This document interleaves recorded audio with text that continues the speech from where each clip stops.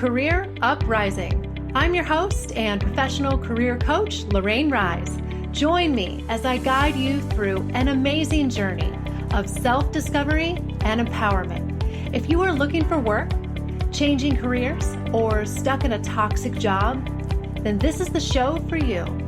I offer both practical and spiritual guidance to help you up-level and advance your career. Let's start the uprising.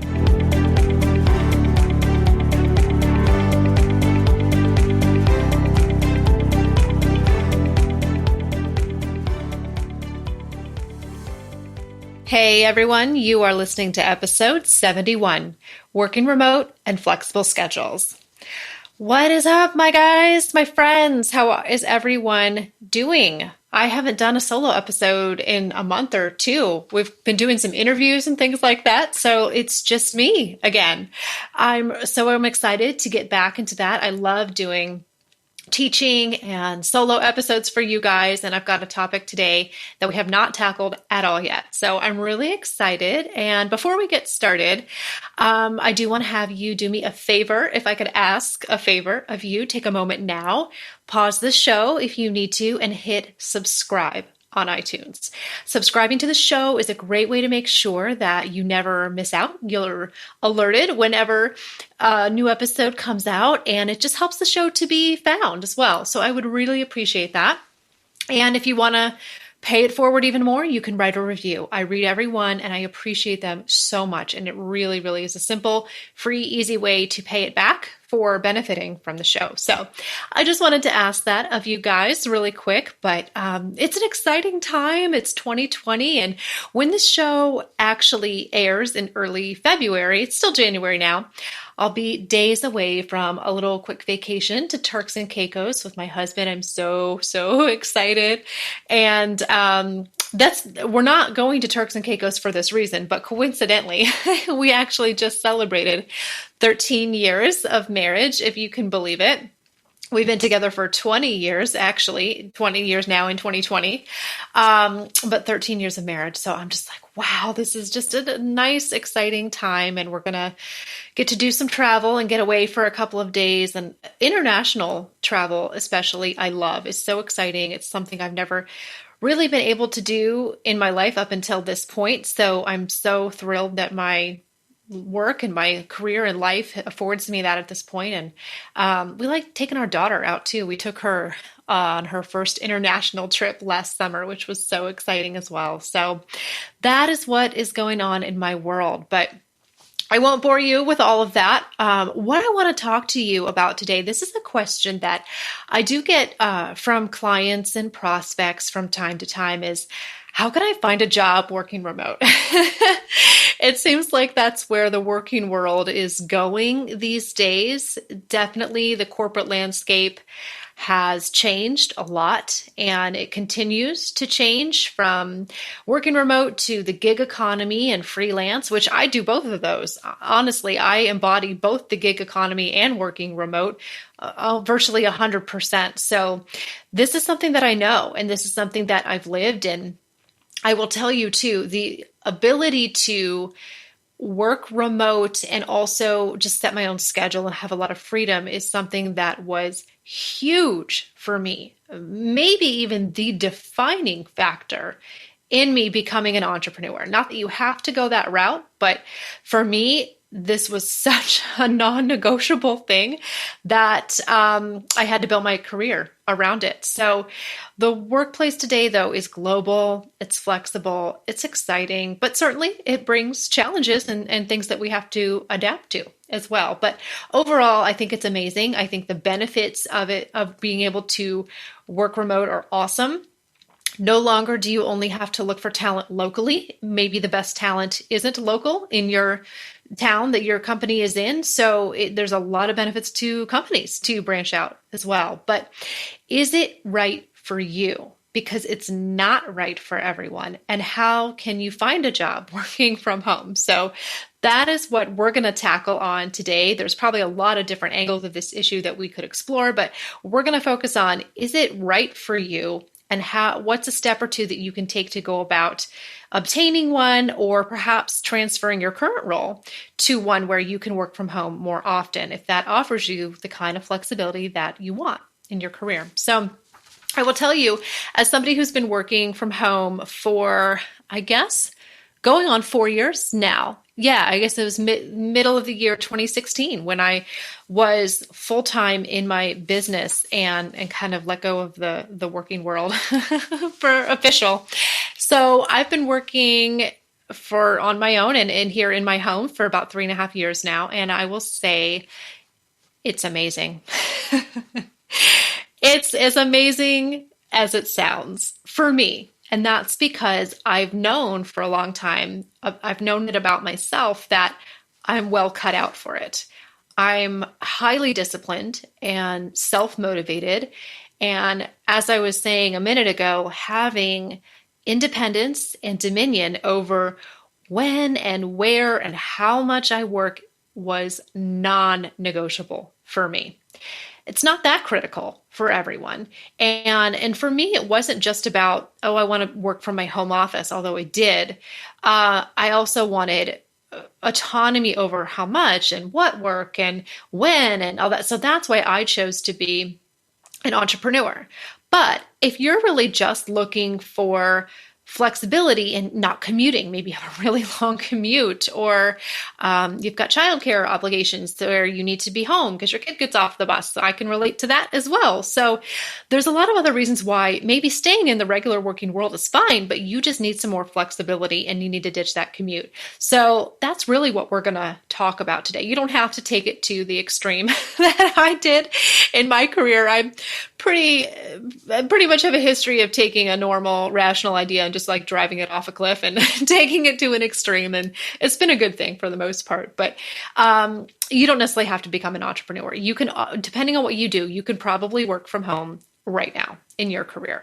But I think it's interesting. It says my husband now works from home quite a bit as well on a regular basis. He only goes in about 2 days a week. And I think it's so funny and so just representative of modern times that our daughter is now growing up with mom and dad working from home. And I think about the impact of that and how different that is just from when I was her age 25 years ago, and so it's crazy for me to think that she'll grow up thinking, oh, mom and dad work from home. That's normal. And I wonder if that will make it more feasible for her, more obtainable, more realistic, because she's going to grow up with that being normal. So we are a modern family for sure. We are completely the typical modern family, which I think is great. I think it's just a sign of the times, but things have really changed. So let's talk about you and what I hear a lot from clients. They all want to work from home. No, not all of them, but a lot of them. And I think that's fine. But like I said, it is not for everyone. Working from home really doesn't resemble working in the office. It's really different. You must be self-disciplined. You must manage your time well. For example, I knew when I was making this transition that I was the kind of person who loved an open slate, just having the day open and I could make it what I wanted and I could schedule it and structure it. I could bring that structure to the day. I didn't need it already there for me. That to me is very freeing. I like that thought.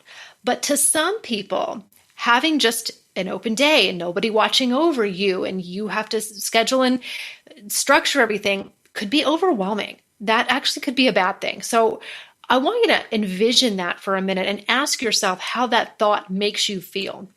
You walk into your office, there's nobody there.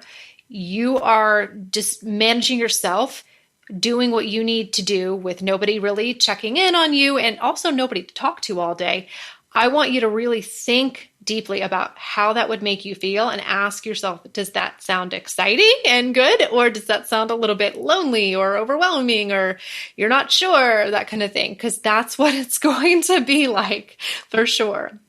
You also need to learn to tune out distractions. It is so easy to get caught up doing the laundry and the dishes and all that other stuff that's staring you in the face and accessible now when you work at the office That's not a question. You're not going to get distracted by the laundry. So, can you manage those distractions? You almost kind of have to pretend that you're not really at home, right? But for me, again, I like having home and work intertwined. They kind of bleed together. I do get up and go throw a load of laundry in, and then I'll do the dishes, and then I'll come back and work for a little while. And then I'll go get my daughter off the bus and check in with her and see how she's doing. And then I'll come back and work a little bit more.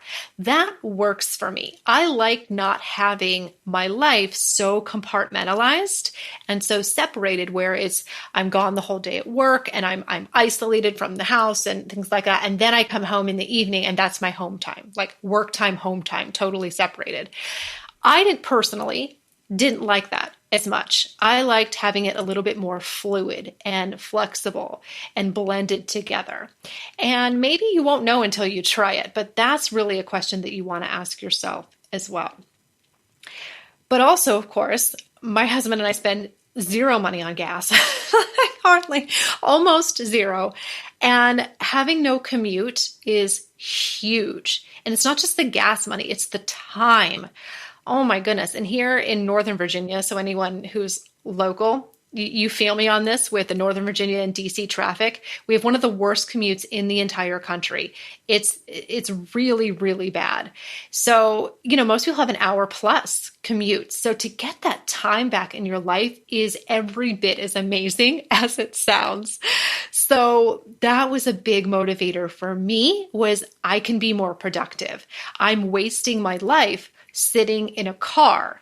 I could be working. I could have that extra hour in the morning with my kid. I could be exercising during that time before I start my workday, which is something I do now every single day as well. I never could have done that when I had to be on the road at 7 a.m. before. Are you kidding me? So the opportunities that it has opened up for me has just really, really improved the quality of my life. And so it works well for me. It works really, really well. But of course, will it work for you? So consider the things that I just mentioned and consider doing a trial run if it's something that you can do in your current job. Try and more than just one day. I would give it a couple of weeks and really see if it's something that you like, or if you're a little bit feeling too disconnected or anything like that. For the right person, it really is amazing. So let's talk about the downsides, because I just told you all the reasons why it's so amazing. But there are downsides to it. I have to admit, there is a definite loss of connection. If there's one thing that I do miss from working a regular job or being in the corporate world, it's coworkers. I do miss having coworkers and having people to talk to. And luckily, I take on multiple consulting gigs. I have a couple of companies that I do consulting work for. And so that helps a little bit, but even that is still remote. There's very, very little FaceTime. And my husband will attest to this, that there are times when I get a little stir crazy and I'm like, I need to get out of the house. I'm going to go work at a coffee shop or something just to get out of the house and maybe run into somebody that I know. So that does happen. You can go a little bit stir crazy, just never leaving the house is one thing. And then also just not having FaceTime with people. And I have my clients, which is wonderful, but it's a different relationship than you have with a coworker. There's almost a little bit more of a friendship, because I'm not friends with my clients, although I love them. It's just a different relationship. So I do kind of miss that. I do, but that's okay. For me, it's totally acceptable. I'm willing to have that as a downside because the benefits so far outweigh the cons, but that is something that I have to deal with from time to time. And I have to remedy it by creating more interaction and getting out there, getting out of the house, even though I don't necessarily have to in order to do my work. So most of the time I don't mind, but every now and then I'm like, okay, I'm too social a person. I need to go see a person. But I also, by the same token, cherish a lot of the quiet time that I have, because many days it's just me here in my home office and studio and everything from about 8:30 in the morning till my daughter comes home at 3. So it's nice sometimes to have that quiet time and to have that peace. And so I do appreciate that aspect of it. But I will say another benefit, and a lot of studies have proven this. There's a lot of, I think, statistics and research out there to support this, that for most people who work from home, it makes them more productive. It really does. I can start work sooner. I can work later, and I don't mind because I'm here at the house and I can just pick my laptop up and go down in the basement while the family's watching TV and I can keep working. And I love that. I don't mind that. But again, the downside is, when do you shut it off, right? Working from home, yes, makes you more productive, which is a plus for the company and sometimes a plus for you. But you don't want to be accessible 24/7. You're going to have to discipline yourself to turn it off. And there were times when I struggled with this at the beginning of my business, especially with a business, you're so passionate about it and you just want to do it all the time. But I had to really force myself to close the computer and be with the family and be present. It was just so accessible and so easy to work. So can you balance those two things and not take a good thing too far and then make it a negative? So that is something for you to really, really consider. But I definitely feel that being in the office only gives the illusion of being productive. But in reality, there are ways that being in the office can make you less productive. And companies, I think, are worried about changing this. They're a little scared to just kind of turn everybody loose because are we going to lose productivity? But I mean, think about the times that you're in the office, okay? How many times do you get up to go have coffee with your coworker? Maybe even go out to a Starbucks. How many times do you go out for lunch with your coworkers? How many times do you just stop by their cubicle to chat? How many times are you texting your spouse or surfing the internet? Just because you are in the office does not mean you are working. It only gives the illusion of working. I can absolutely get just as much done at home, if not more, partly for the reason I just said, because I don't have those coworkers. So it's a drawback, but it's a plus, right? So we have to learn to manage these things and decide what is the priority, what is most important to you. But I honestly think it's just as easy to waste time at the office as it is at home. There's distractions that we have here at the house that we don't have at the office, like our housework and family members who might be home. But then there's distractions at the office that we don't have at home, like coworkers and going out to lunch with people and chit-chatting and all that stuff. So I mean, where do you draw that line? What matters to you and to the company that you work at, and how are you going to mitigate those things so that it's a positive? So you can tell I feel really strongly about this, right? I do. We're talking about my whole life and my whole business model and everything that now is built on flexibility, remote, autonomy. This is my jam, you guys. So let's take a quick commercial break, and there's more. When we come back, I'm going to guide you on how you can potentially find a work from home job, or maybe convince your boss now to let you try working from home in your current job. So stay tuned, and we will be right back.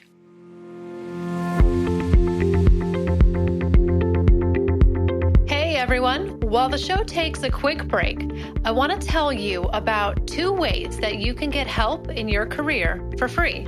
First, you can sign up for my mailing list and be a part of my community. I offer all kinds of advice and solutions for your career problems.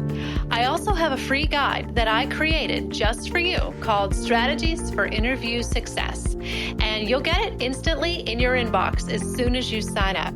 So head on over to careeruprising.com/signup and get on the list today. Then, when you're done with that, you can join my amazing Facebook group. It's also called Career Uprising, and it's growing every day. You can interact with me and ask questions about your own situation. So go on over to Facebook groups and search for Career Uprising, and I can't wait to connect with you. All right, let's get back to the show.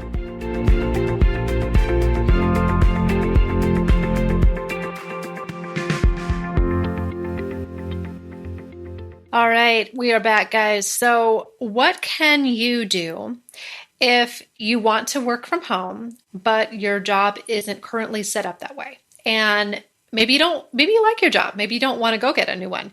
You want to just see if you can change your situation. So, first, I think that we have to acknowledge the obvious here that not all jobs are capable of being remote. And you may already, chances are you already know if you have a job that can be done remotely. Obviously, if you're a housekeeper or a public school teacher, I'm sorry, it's just not in the cards for you.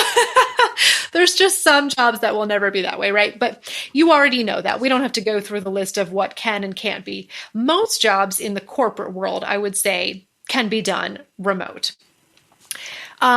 But sometimes face-to-face is better. I do believe, and this is a kind of one objection to working remote, that certain conversations and certain relationships are just better in person. And I think that that is true sometimes, which is why I am a big fan of kind of a hybrid role where there's some face time and there's some remote time, maybe 50-50 or even 70-30, but I think that FaceTime can be important, but sometimes it's not an option, right? So it just depends on the company culture and the kind of work that you do. But I don't necessarily disagree with that there is a face-to-face communication is just unlike anything else. And it's not even really the same thing as a virtual meeting. I mean, I know that's face-to-face, but there's just something different about being right there in the same room. You just know the person in a different way. But anyway, I would say that the first thing to do is consider a trial run, or like I said, some kind of combination of remote or office work rather than just going all in, a few days in, a few days out.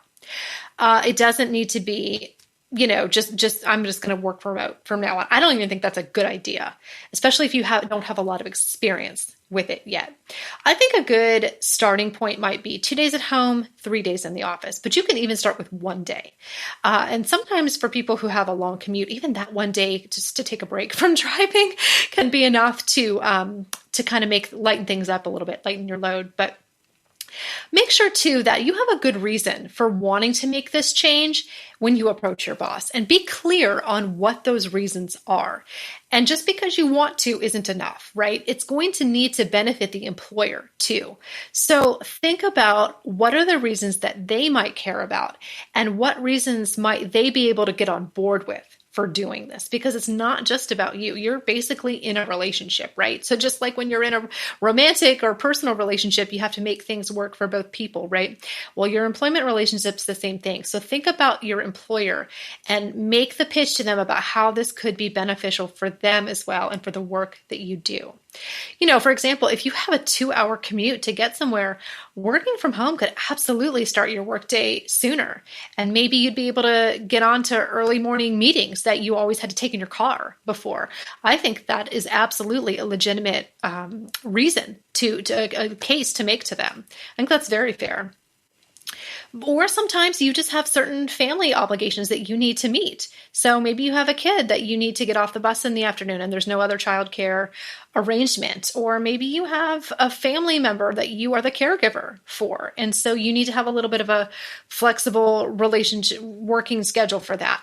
Yeah, those are legitimate reasons, I think. But keep in mind that you can state a reason why it would benefit you, but make sure you throw in a reason why it would benefit them, and assure them that it's not going to affect your productivity, right? So that's probably what they're most worried about. Maybe you could even try breaking the day up. You could even propose working in the office in the morning and then just finishing the day at home.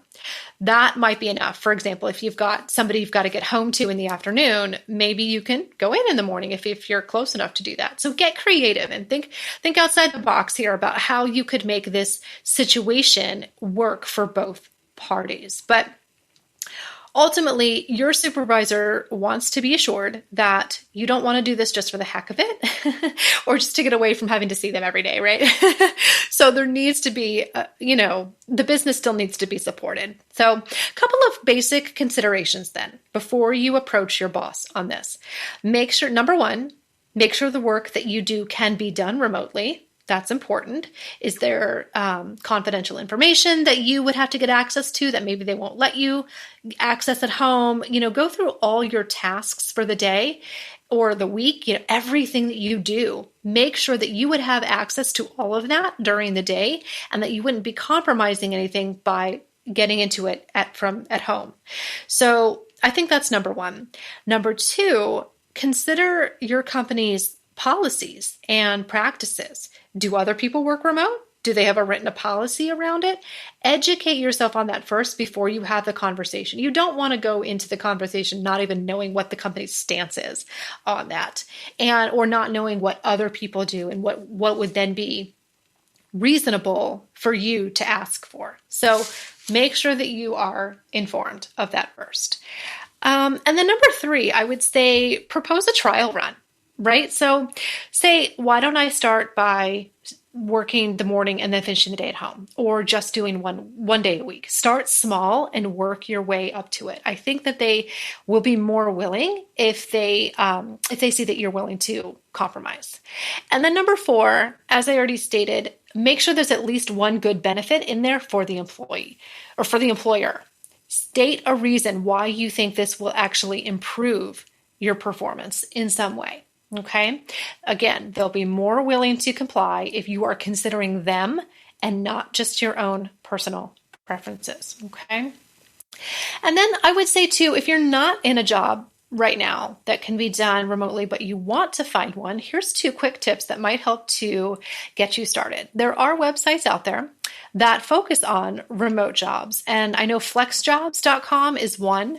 I did briefly use this myself years and years ago when I was job searching, and it is one of the more legitimate sites. You do have to pay a little bit. I don't think it's real expensive, but the reason you have to pay is because it is one of the more legitimate sites, and it's a niche site. So it's all remote jobs. So you don't have to worry about sifting through a bunch of job openings to see which one is remote. So it'll probably make your search a little bit easier. It might be worth it to at least try it for a month, but that's one of the more well-known and more reputable ones. So I would give that a try.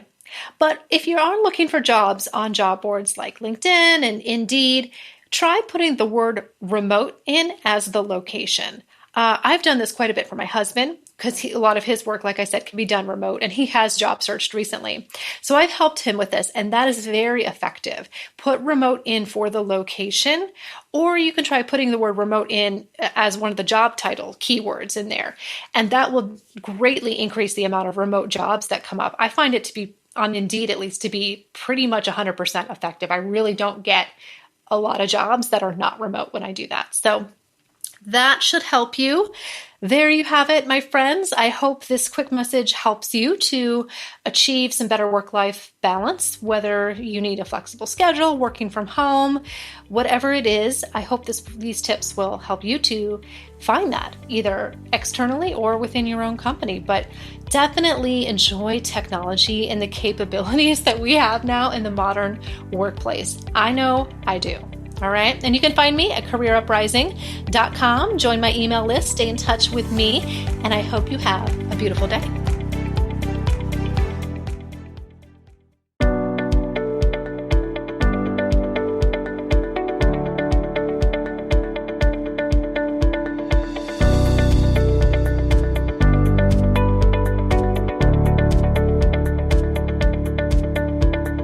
That's it for today's show. Thank you so much for listening. If you like what you heard today, please consider giving the show a positive review on iTunes. It would mean a lot to me, and it would help to spread the word so that others can learn about the show. Thanks again for tuning in, and I can't wait to connect with you again next time on Career Uprising. This show was brought to you by InflowRadio.com. The best curated talk radio network for personal development, wellness, spirituality, and conscious business.